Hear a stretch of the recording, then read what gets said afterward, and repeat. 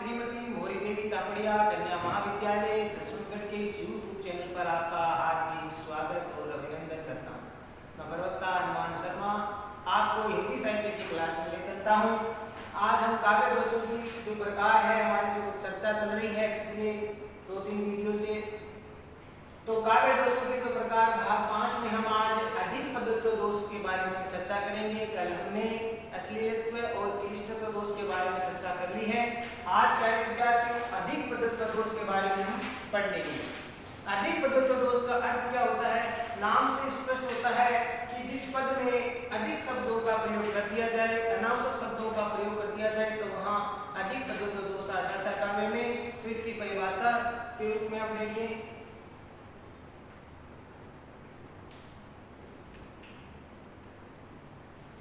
जब वाक्य में आवश्यकता से अधिक, जब वाक्य में आवश्यकता से अधिक, जब वाक्य में आवश्यकता से अधिक शब्द या पदों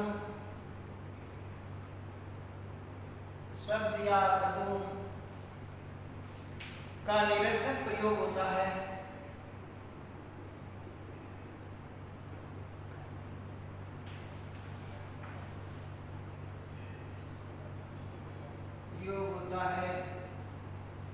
तो वहां अधिक पदत्व दोष माना जाता है।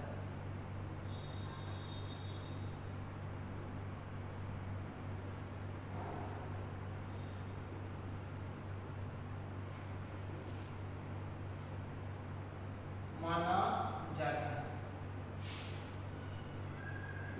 कहने का अभिप्राय यही है कि जब वाक्य में क्या होता है, आवश्यकता से अधिक शब्द या जो पद है उनका निरर्थक अनावश्यक जो प्रयोग है वो अगर कर दिया जाता है तो फिर काव्य में क्या आ जाता है, अधिक पदत्व का दोष है वो आ जाता है। यानी अनावश्यक शब्दों का जो प्रयोग है वो उचित नहीं माना जाता। अब इसका हम उदाहरण देकर के इसको स्पष्ट करते हैं।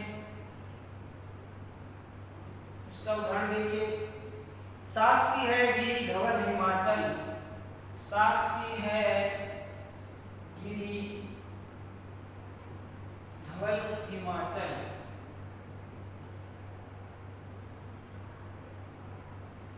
साक्षी है गिरी धवल हिमाचल, गंगा यमुना का पावन जल, गंगा यमुना का पावन जल।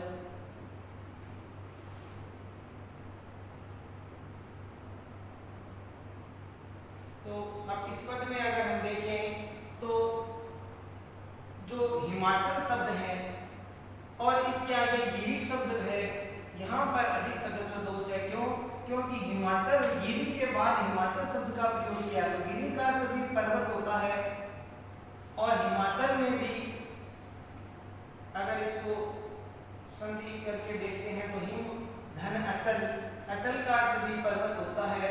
तो एक जगह पर्वत का प्रयोग पहले कर दिया है, फिर बाद में अगर प्रयोग किया गया है, इसलिए यहाँ पर क्या होगा, दोनों ही, अब हिमाचल में पर्वत का प्रयोग करके शब्द का प्रयोग अर्थ है वो आ चुका है, अचल का अर्थ पर्वत होता है, पहाड़ होता है, लेकिन उससे पहले फिर गिरी का भी प्रयोग कर दिया गया, उसका भी मतलब पर्वत या पहाड़ होता है। तो फिर ये यहाँ जो गिरी का जो प्रयोग है वो क्या है, अनावश्यक है, निरर्थक है या अनुचित है।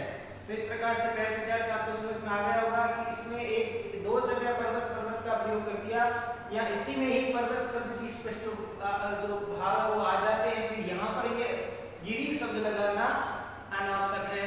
तो इस प्रकार से ये इसका एक उदाहरण आपको मैंने बताया। आगे देखिए एक उदाहरण,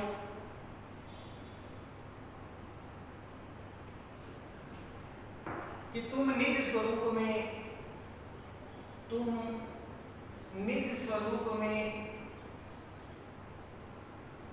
चिर महान, तुम निज स्वरूप में चिर महान। तो अब इस पद में अगर देखें तो निज का अर्थ क्या होता है, अपना, और स्व का अर्थ भी क्या होता है, अपनी। तो यहाँ पर जो स्वरूप शब्द में ही जो भाव है वो स्पष्ट समझ में आ जाता है कि अपना रूप में चिर महान। तो यहाँ पर निज शब्द में अधिक पदत्व दोष माना जाएगा। निज शब्द अधिक पदत्व दोष है, क्योंकि निज का अर्थ भी अपना होता है और स्व का अर्थ भी अपना होता है। तो इसीलिए निज शब्द के आगे अगर स्वत्व शब्द लिखा हुआ है तो स्व का स्वरूप का मतलब निजता है या अपना है, तो इसलिए यहाँ पर जो प्रयोग है वो अनावश्यक कर दिया गया है, तो यह अधिक पदत्व दोष माना जाएगा।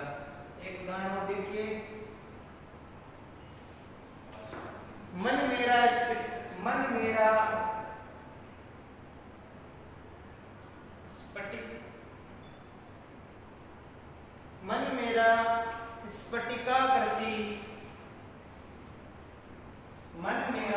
स्फटिकाकृति निर्मल रहे सदा गुरुदेव, निर्मल रहे सदा गुरुदेव।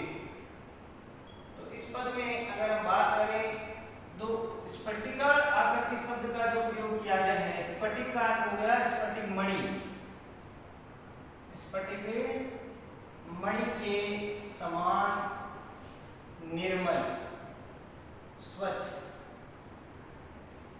पवित्र मेरा मन है वो स्फटिक मणि के समान निर्मल हो गया है। तो यहाँ पर स्फटिक जो शब्द है इसके आगे आकृति शब्द को जोड़ा है। इसको इस शब्द को अगर हम विच्छेद करें तो स्फटिक और आकृति शब्द बन गया। तो आकृति शब्द को जोड़ना और स्फटिक शब्द के आगे आकृति शब्द जोड़ा है वो क्या है, अनावश्यक है, निरर्थक है। क्योंकि अब स्फटिक है, स्फटिक निर्मल शब्द जोड़ करके भी अर्थ को पूर्णता से हम प्राप्त कर सकते हैं। उसके साथ में आकृति शब्द को जोड़ना क्या है, अनावश्यक है, क्योंकि स्फटिक अपने आप में स्फटिक एक मणि है, उसकी आकृति अपने आप बनी हुई है, फिर उसके आगे आकृति शब्द जोड़ना क्या है, निरर्थक है। तो यह आपको समझ में आ गया होगा। आगे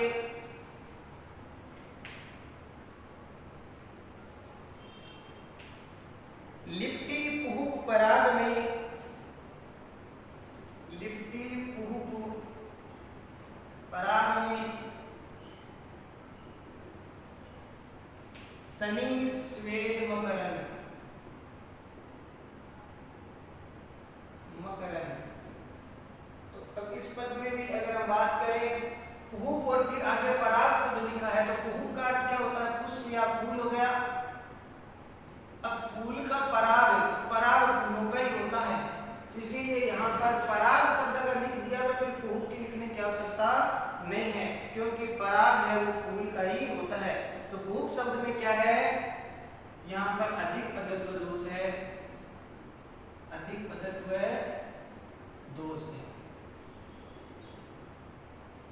स्वेद मकरन। तो इस प्रकार से यहाँ पर आप ये अधिक पदत्व दोष का जो अध्ययन भी वो आपको समझ में आया होगा इन उदाहरणों के माध्यम से। तो जहाँ पर अधिक एक ही जो अर्थ है उसका दो भागों में दो शब्द है वो प्रयोग कर लिए जाए, ठीक है, और वो अनावश्यक है, एक से भी काम है वो हम चला सकते हैं, लेकिन फिर भी कई बार कभी है जो अपनी कविता में एक ही शब्द के दो अर्थ प्रकट करने वाले भी बता देते हैं, तो यह अधिक पदत्व दोष होता है। आगे इसी का विपरीत न्यून पदत्व दोष हम पढ़ेंगे, न्यून पदत्व दोष।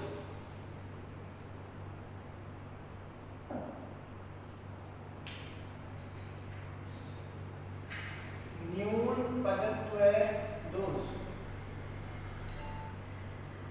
न्यून पदत्व दोष का अर्थ इसके ठीक विपरीत है। न्यून का अर्थ होता है कम, कमी, ठीक है, कोई चीज इसमें अभाव हो, कमी हो, किसी पद में शब्द की क्या हो, कमी हो, न्यूनता हो, तो वहां पर ये काव्य दोष आते जो है न्यून पदत्व दोष आ जाता है। जैसे एक उदाहरण है, परिभाषा इसकी है कि जब काव्य में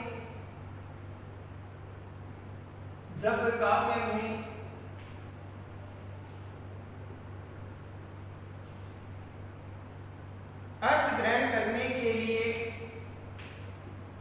अर्थ ग्रहण करने के लिए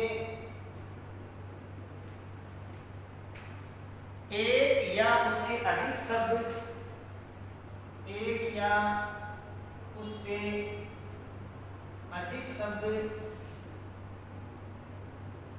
बाहर से यानी अपने आप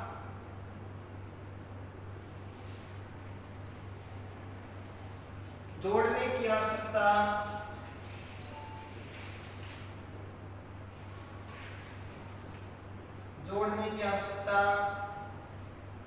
पड़े वहां न्यून पदत्व दोष माना जाता है।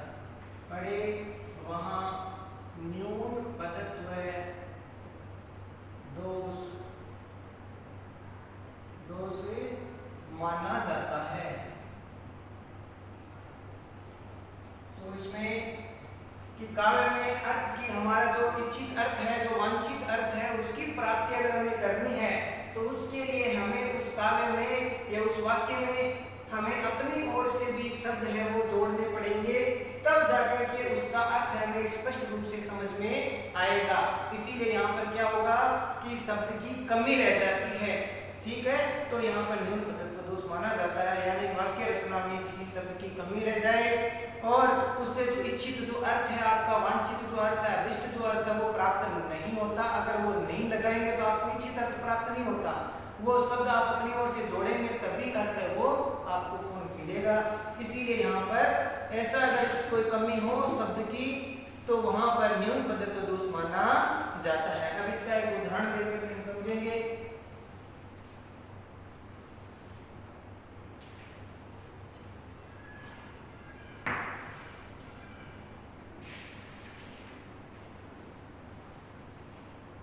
उदाहरण में देखिए कि नाना सरोवर खिले, नाना सरोवर खिले,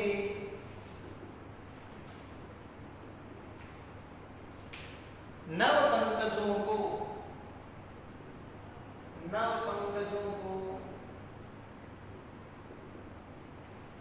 नाना सरोवर खिले नव पंकजों को, ले अंक में, ले अंक में व्यस्ति,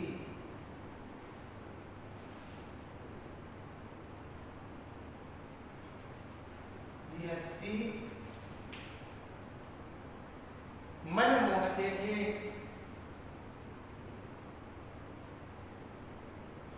तो इस पद में अगर देखें कि नाना का होता है अनेक, सरोवर में तालाब,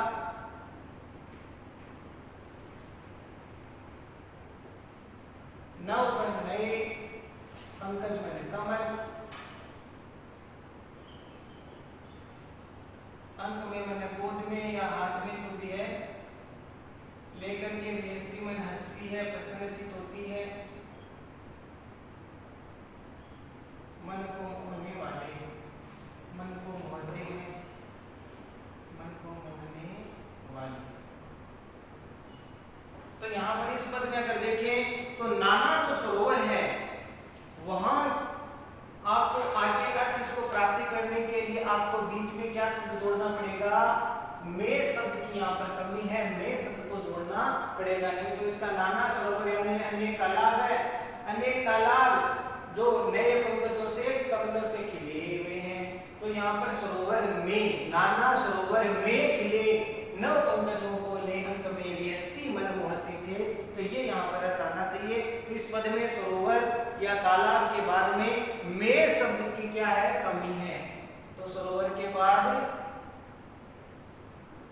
में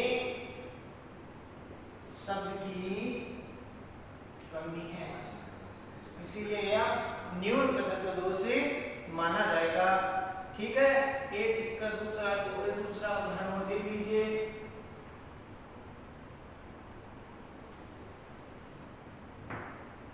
जैसे उत्तम, उत्तम मध्यम नीच गति, उत्तम मध्यम नीच गति, पाहन सिक्ता पानी, पाहन सिक्ता पानी,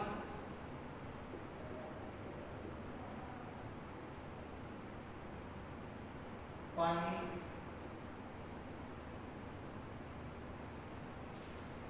और प्रीति परीक्षा, प्रीति परीक्षा त्यून की,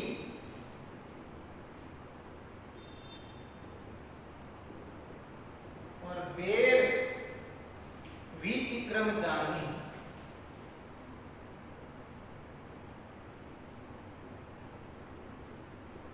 इस पद का अगर अर्थ देखें तो इसका अर्थ ये होता है कि जो उत्तम है, मध्यम और नीच। नीच का अर्थ होता है अधम या दुष्ट कह सकते हैं, और मध्यम का अर्थ यहाँ पर सामान्य या सामान्य जन है। उत्तम माने जो संत जन है, उत्तम कोटि के हैं। तो इनकी जो गति होती है वो किस प्रकार की होती है? पत्थर, पाहन माने पत्थर, सिक्का माने रेत और पानी माने पानी। तो इनकी गति कैसी होती है? उत्तम व्यक्ति की गति तो पत्थर के समान होती है, पत्थर की लकीर के समान, और मध्यम की रेत के लकीर के समान, और जो नीच व्यक्ति है उनकी पानी के समान। क्या होती है? वो होती है उनकी प्रीति यानी प्रेम। इन तीनों का प्रेम है वो इस प्रकार से होता है। उत्तम व्यक्ति का जो प्रेम है वो पत्थर के समान होता है, मध्यम व्यक्ति का जो है प्रेम वो रेत के समान होता है, तो नीच व्यक्ति का प्रेम पानी की लकीर के समान होता है। जैसे पानी की लकीर में तो लकीर खींचे तो तुरंत ही वो मिट जाएगी, और उत्तम व्यक्ति है अगर प्रीति रूपी जो लकीर खींचेगा तो वो पत्थर के समान पक्की रहेगी। ऐसे ही इनकी जो परीक्षा में इनकी परीक्षा हम करते हैं तो तीन माने तीनों की उनकी बेर माने शत्रुता। अगर ये तीनों शत्रुता का भाव रखे तो वो उल्टा होगा। व्यक्तिक्रम माने उल्टा या विपरीत, उल्टा या विपरीत। जाने माने जानना चाहिए या होता है, जानना या यहाँ पर होता है। देखिए उत्तम व्यक्ति की प्रीति है वो तो पत्थर की लकीर के समान, रेत के समान मध्यम की, और पानी के समान नीच की होती है। और बेर अगर शत्रुता हो तो वो फिर यहाँ पर तीन प्रकार की होती है। कैसे? उत्तम व्यक्ति तो रेत आपके पानी के समान शत्रुता रखता है, मध्यम व्यक्ति रेत के समान, और नीच व्यक्ति पत्थर के समान शत्रुता का भाव रखता है। उत्तम व्यक्ति तो पानी की लकीर के समान, थोड़ी शत्रुता अगर बाहर भी जाए तो पानी की लकीर के समान क्षण भर की होती है। ठीक है, तो इसी प्रकार से अब यहाँ पर अगर हम देखें तो लकीर जो शब्द अगर इसके समान, ये जो शब्द है वो अपने को बाहर से जोड़ना पड़ेगा। तो इस प्रकार से ये जो क्रमशः आपके इस पद में उत्तम मध्यम अधम जनों की, उत्तम मध्यम अधम जनों की प्रीति यानी प्रेम क्रमशः आपके पाहन यानी पत्थर, सिक्का, रेत व पानी से पानी के ऊपर बनी लकीर के समान, लकीर के समान ये शब्द हमें ऊपर से जोड़ना पड़ेगा। यहाँ इसका अर्थ यहाँ पर कभी ने नहीं स्पष्ट किया, ये हमें लगाना पड़ेगा तब इसका अर्थ हमें स्पष्ट रूप से आएगा। तो ये ऊपर बनी लकीर के समान ये शब्द हमें क्या करना पड़ेगा? यहाँ पर ये न्यूनता है, इस शब्द को हमें जोड़ना पड़ेगा तब जाकर के वाक्य का सही तरीके से स्पष्ट है वो हम कर पाएंगे। तो ऊपर बनी हुई रेखा है वो हमें जोड़ना पड़ेगा। आगे देखिए एक छोटा सा उदाहरण, बहुत ही छोटा सा उदाहरण, आपको सब समझ में आ जाएगा। कृपा दृष्टि हो जाए तो बन जाए सब काम। कृपा दृष्टि हो जाए तो बन जाए सब काम, सब काम। तो अगर यहाँ पर अगर देखें तो कृपा दृष्टि से पहले हमें आपकी शब्द जोड़ना पड़ेगा तब इसका अर्थ हमें स्पष्ट रूप से समझ में आएगा। तो ये यहाँ पर न्यूनता है, कमी है। आपकी कृपा दृष्टि हो जाए तो बन जाए सब काम, इससे पहले हमें आपकी शब्द जोड़ना पड़ेगा। आपकी कृपा दृष्टि हो जाए तो बन जाए सब काम। तो यहाँ पर कृपा दृष्टि से पूर्व आपकी शब्द जोड़ना पड़ेगा क्योंकि आपकी शब्द है वो न्यूनता है, कमी है। ठीक है, तो एक उदाहरण हम और लेते हैं अंतिम। जंघा छपा कदली, जंघा छपा कदली होई बारी, होई बारी। बाड़ी का अर्थ होता है बाड़ी, कदली का अर्थ केला है, जंगा का अर्थ जाम हो गई, छपा में छिप गई।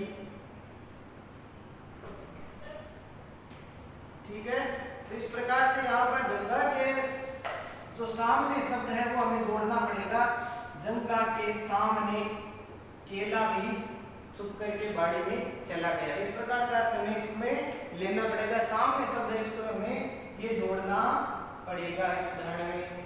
तो प्यारे विद्यार्थियों, आज हमने अधिक पदत्व और न्यून पदत्व दोष के बारे में चर्चा की।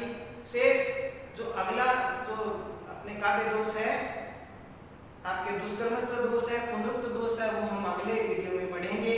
तब तक के लिए धन्यवाद। जय भारत, जय हिंदी।